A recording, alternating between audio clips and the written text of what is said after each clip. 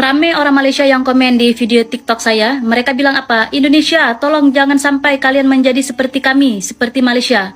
Ya, kalau kalian nggak percaya, scroll aja tuh yang komen-komen yang ada di TikTok tuh, yang di TikTok saya. Bahkan ada satu orang yang ngomong begini, orang Rohingya di Malaysia itu sudah ibarat nasi telah menjadi bubur.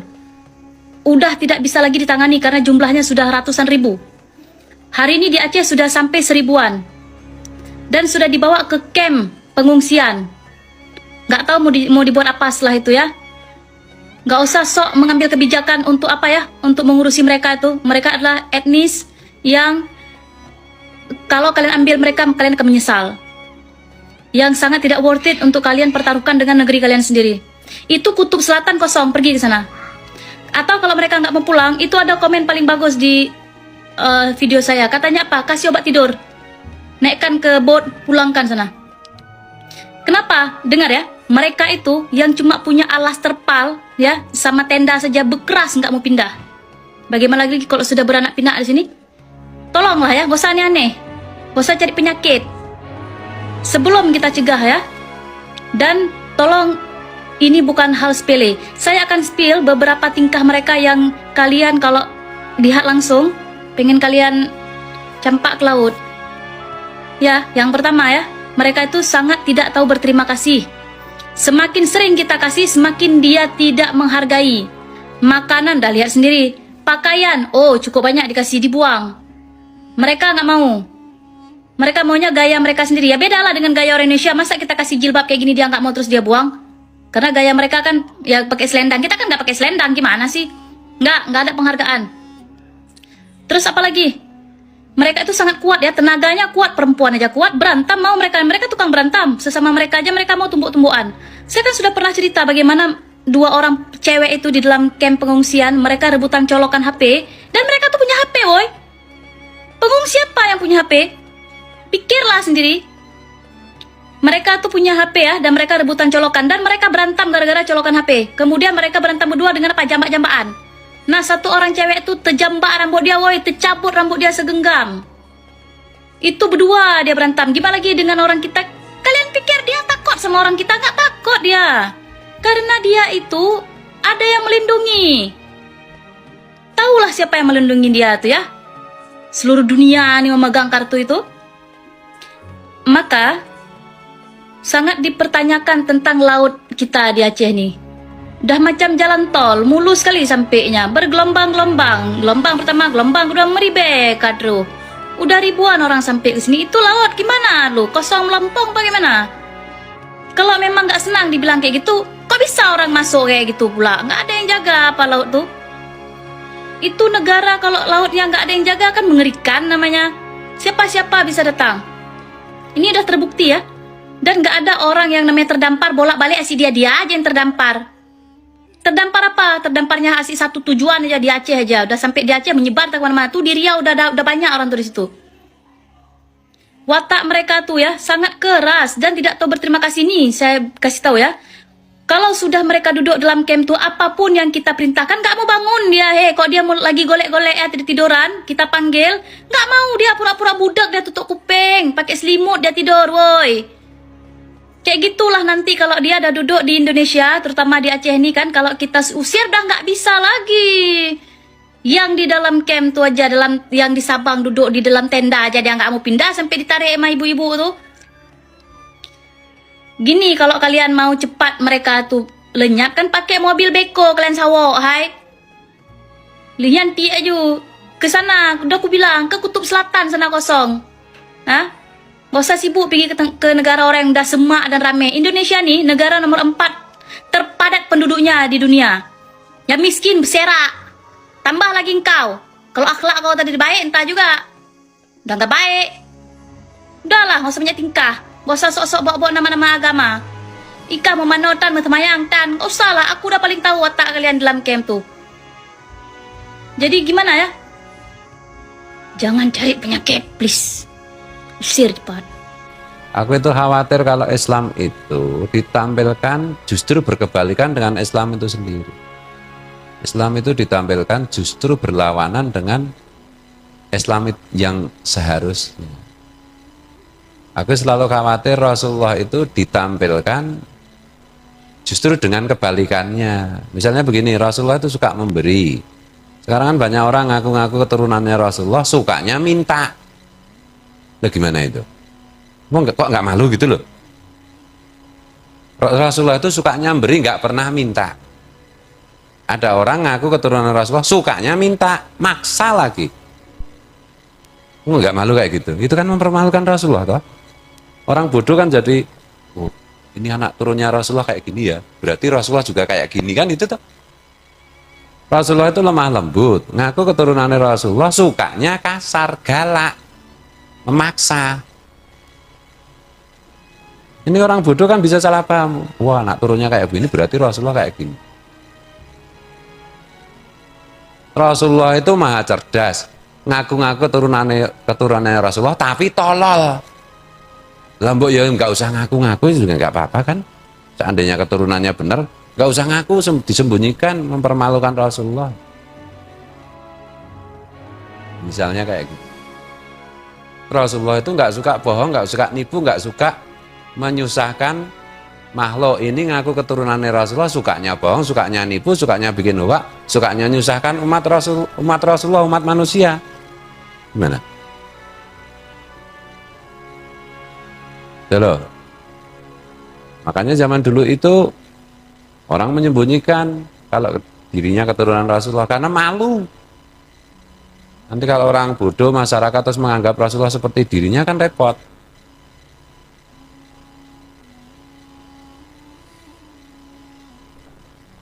Rasulullah menghargai sesama. Ini tidak mengaku keturunan Rasulullah, nggak menghargai sesama. Kemarin ada video dari santri kita juga bikin statusan. Aku dikasih lihat. Mosok manusia dilempari makanan tuh loh. Ngaku keturunan Rasulullah pakai apa nampan gini terus ngelempar-ngelempar makanan ke monyet-monyet itu. Kok mau kalian jadi monyet gitu? Gimana sih? Apa pernah Rasulullah ngasih makan dengan melempar seperti itu? Dan kalian mau menerima itu loh? Gila nggak? Kalian menghinakan diri sendiri. Nggak begitu dong Islam itu.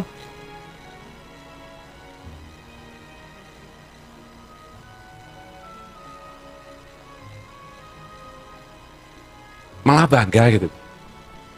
Yang dilempari makanan kan cuma monyet, ya toh? Kambing aja enggak. Kok ini ngaku keturunan Rasulullah ngelempar-ngelempar makanan. Yang dilempari makanan juga gembira. Ya Allah, apa kayak gitu Islam itu? Gimana bayangkan Rasulullah, perasaan Rasulullah gimana? Dirusak ajarannya seperti itu. Dibolak-balikkan seperti itu gimana? Misalnya aku ngajari sholat, bersikaplah santun kepada teman, kepada orang lain. Terus sholat itu di mana-mana ngaku, aku keturunannya ke Fuad, Gus Fuad Leret, tapi dia nggak pernah ramah, dia selalu menyentak, dia gimana saya? Sakit nggak hati saya?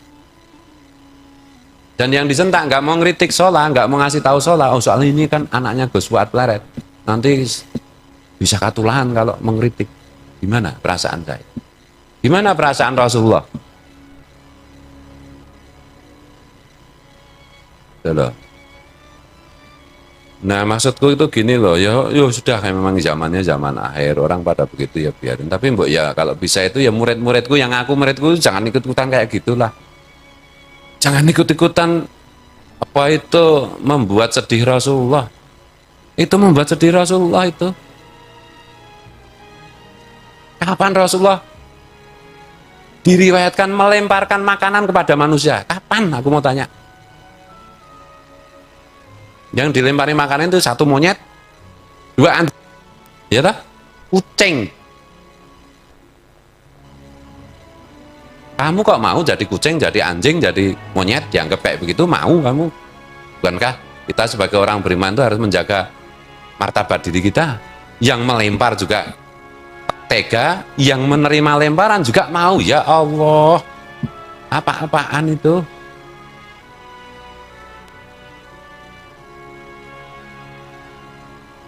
Bagi mulai naik, maksudnya, memang hidup itu ya yang bener lah, yang bener gitu loh.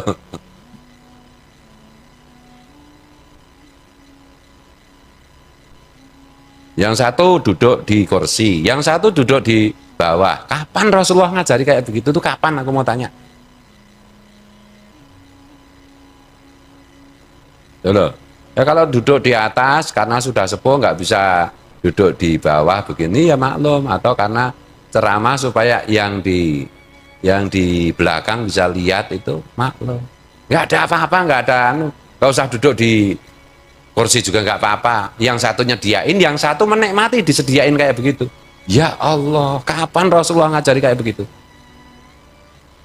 Kapan itu?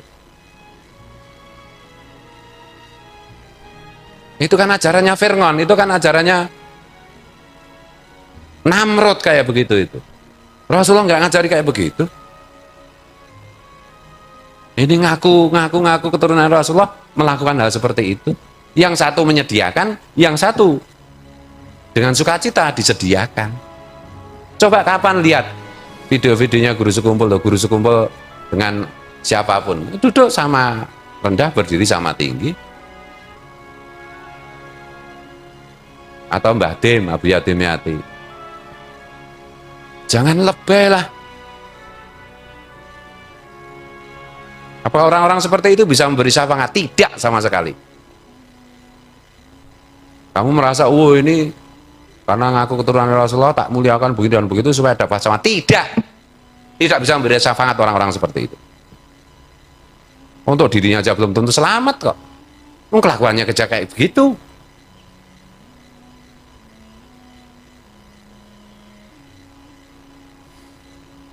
Ya, itu ya. Jangan lebay lah, jangan lebay. Lebay ya nggak apa-apa, asal jangan menyakiti hati Rasulullah, itu menyakiti hati Rasulullah.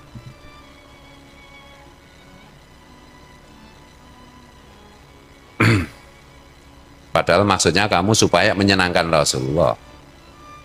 Hasilnya itu membuat sedih Rasulullah. Karena bertentangan dengan ajaran beliau. Beliau kan egalitarian. Beliau mengajarkan persamaan hak, persamaan kedudukan, saling memuliakan. Akramakum indallah atqakum, yang paling mulia di antara kalian adalah yang paling takwa kepada Allah. Padahal takwa kepada Allah itu yang mana yang paling takwa hanya Allah yang tahu. Rasulullah ngajarinya kayak begitu. Berarti sama aja dong. Jangan lebay lah. Menghormati ya menghormati, mengagungkan ya mengagungkan. Jangan lebay.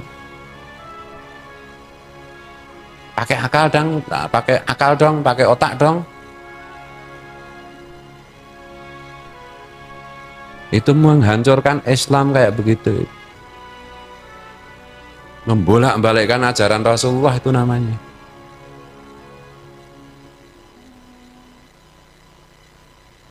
Rasulullah melayani, ngaku-ngaku keturunannya Rasulullah, menuntut dilayani. Apa-apaan itu? Sayyidul kaum khadimuhum, kata Rasulullah. Sayyidnya kaum itu melayani kaum. Sayyidnya masyarakat, pimpinnya masyarakat melayani. Ini minta dilayani, menuntut dilayani. Mana itu? Balik-balik kayak begitu.